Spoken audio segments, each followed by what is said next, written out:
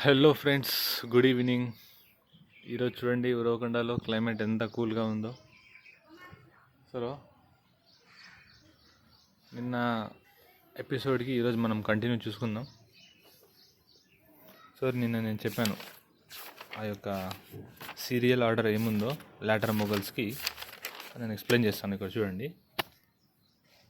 So ఇక్కడ చూడండి, after the death of Aurangzeb Bahadur Shah ruler the Mughal empire. అంటే ఔరంగజేబ్ తర్వాత బహదూర్ షా అన్నాను. సో ఆయన యాక్చువల్ పేరు ఏం పేరు అంటే ముఅజ్జమ్. మనం చెప్పాము కదా నిన్న. సో ఇక్కడ చూడండి, మొహమ్మద్ కంబక్ష్, గవర్నర్ ఆఫ్ డక్కన్.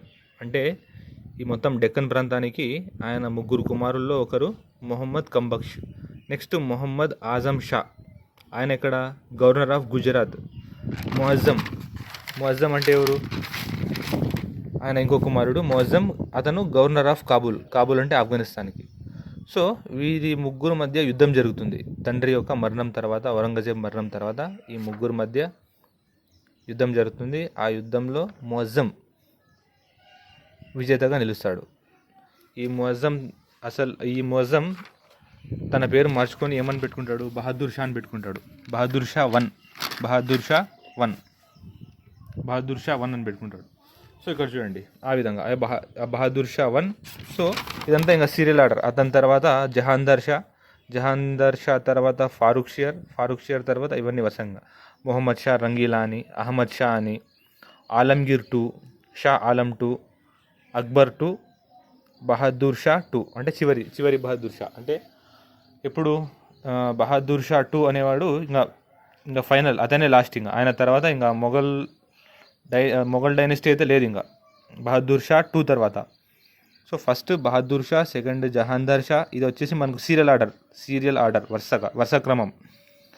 ఇప్పుడు మీకు కాంపిటేటివ్ ఎగ్జామ్లో ఇలా కూడా ఇవ్వచ్చు. ఈ యొక్క లాటర్ మొఘల్స్ అంటే మొఘల్స్ తర్వాత వచ్చిన వీక్ సక్సెసర్స్ ఉన్నారు కదా, వాళ్ళ ఆర్డర్ ఇచ్చేసి మ్యాచ్ ద ఫాలోయింగ్ అంటాడు. సరైన వాటిని జత చేయండి అని చెప్పేసి ఆర్డర్ పైన కింద ఇచ్చేస్తాడు. సో దాంట్లో ఇది వచ్చేసి మనకు ఆర్డర్ బహదూర్ షా 1, జహాందర్ షా తర్వాత, అతని తర్వాత బహదూర్ షా 1, జహాందర్ షా, ఫారూక్ షియర్. సో మొహమ్మద్ షా ఇతని పేరు రంగీలా. మొహమ్మద్ షా అంటే రంగీలా. అహ్మద్ షా తర్వాత ఆలంగీర్ 2, తర్వాత షా ఆలం 2, అక్బర్ 2 తర్వాత ఇంకా ఫైనల్గా బహదూర్ షా 2. బహదూర్ షా 2 అంటే ఈయననే మనకు చివరిగా ఇప్పుడు 1857 1857లో మనకు సిపాయి ముట్ని జరుగుతుంది. సిపాయి తిరుగుబాటు. అప్పుడు ఆయననే ఇంకా ఫైనల్. సో ఆయన తర్వాత మొత్తం కంప్లీట్ ఇంకా బ్రిటిష్ ఎంపైర్ వచ్చేస్తుంది. ఇంకా అంటే బ్రిటిష్ ఎంపైర్ ఉంటుంది ముందు నుంచి కూడా. అప్పటికి ఇంకా మొఘల్ సామ్రాజ్యం పతనం అయ్యి అంతమైపోయి సంపూర్ణంగా బ్రిటిష్ వారి ఆధీనంలో ఉంటాం. సో ఆ విధంగా చూడండి, బాగా గుర్తుపెట్టుకోండి. సో నెక్స్ట్ మనకు ఇది. సో దానికి ఇక్కడ చూడండి, మొఘల్ సామ్రాజ్యం పతనం కావడానికి గల కారణం ఏమంటే డిక్లైన్ ఆఫ్ మొఘల్ ఎంపైర్. కారణం ఏమంటే Aurangzeb's responsibility, religious policy, military campaigns, suspicious nature, week successors. అంటే ఆయన తర్వాత వీక్ సక్సెసర్స్ అంటే నెక్స్ట్ వచ్చే ఈ యొక్క లైన్ ఉంటుంది కదా, ఆయన తర్వాత ఎవరు రాజు కావాలి, వాళ్ళంతా చాలా వీక్గా ఉండేవాళ్ళు.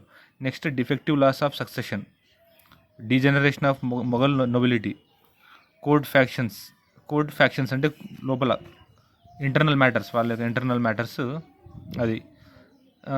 నెక్స్ట్ మరాఠాస్. సో ఈ యొక్క మొఘల్స్కి మరాఠాస్ అనే సామ్రాజ్యం చాలా పవర్ఫుల్గా ఉండేది. అంటే తరచుగా వారి మధ్య యుద్ధాలు అనేవి జరిగేవి. ఆ విధంగా చూడండి. ఆ మిలిటరీ కారణం ఏమంటే మిలిటరీ వీక్నెస్లో నో మిలిటరీ రిఫార్మ్స్. మిలిటరీలో ఎటువంటి రిఫార్మ్స్ జరగలేదు. అంటే కొత్తగా ఏమన్నా మిలిటరీలో అప్డేట్ కావడం అంటే ఫిరంగీలు కానీ ఆయుధాల పరంగా కానీ అదే టెక్నాలజీ లేదు. No new technology. Corruption is rampant. Corruption చాలా విపరీతంగా అయిపోయేది ఈ యొక్క మిలిటరీ కానీ మొత్తం. నెక్స్ట్ బ్యాంక్రప్టసీ అంటే చాలా అప్పులు, ఇండెప్టెడ్నెస్ అంటే మొత్తం దానికి ఏమంటారు, దివాలా తీయడం అంటారు కదా. బ్యాంక్రప్టసీ అంటే దివాలా తీయడం. Nature of Mughal state, invasion of Nadir Shah యొక్క ఇన్వాషన్ జరుగుతుంది. ఇప్పుడు 1732 1732లో నదీర్ షా వస్తాడు. Nadir Shah invasion and Ahmad Shah Abdali. Next peasant revolts అంటే రైతులు కూడా తిరుగుబాటు చేశారు.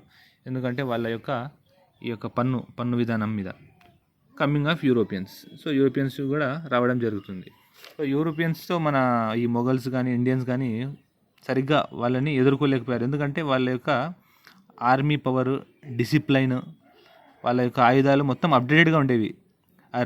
రైఫిల్స్ వాడతారు కదా, ఆ గన్స్ మొత్తం అడ్వాన్స్గా ఉండే. వాళ్ళ నేవల్ పవర్ అనేది అంటే నేవల్ పవర్ అంటే ఏమి, ఈ యొక్క షిప్స్ బోట్స్ మీద ఆర్మీను కదిలిస్తారు కదా, ఆర్మీ ఒక చోట నుంచి ఇంకో చోటకి వెళ్ళాలంటే వాళ్ళ నేవల్ పవర్, ఓడలు అనేవి చాలా అత్యాధునికంగా అంటే చాలా మోడర్న్గా ఉండేవి. వాళ్ళ గన్స్ మోడర్న్గా ఉండేవి, వెల్ ట్రైన్డ్. ఇంకోటేమి డిసిప్లిన్గా ఉండేవాళ్ళు, వాళ్ళు ట్రైనింగ్ బాగా జరిగేది, రెగ్యులర్ ట్రైనింగ్. సో ఆ విధంగా. సో ఇదంతా మనకు నేను చెప్పాను కదా. సో దాని ప్రకారం నెక్స్ట్ ఇక్కడ చూడండి, మెయిన్గా మనకు ఇంకొక విషయం ఉంది.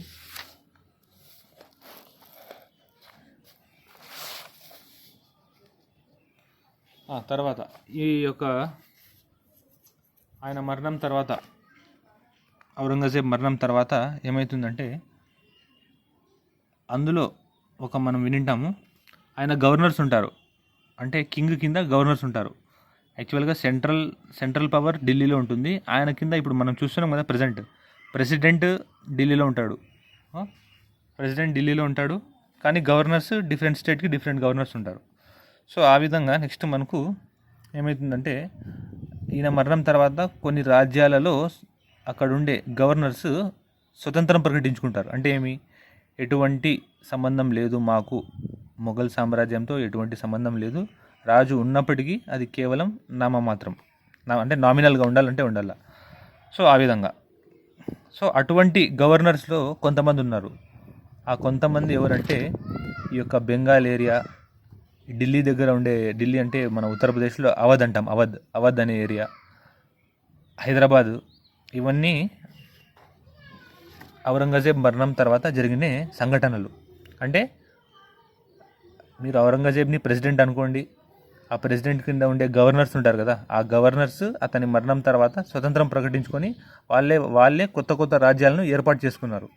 ఆ ఏర్పాటు చేసుకున్న వారిలో ఈ యొక్క డెక్కన్ అంటే హైదరాబాద్ అనుకోండి, డెక్కన్, వెస్ట్ బెంగాల్, అవధ్, ఇవి 3 చాలా పవర్ఫుల్. ఒకటి ఏమిటంటే, ఇక్కడ చూడండి, మహమ్మద్ షా రంగీలా.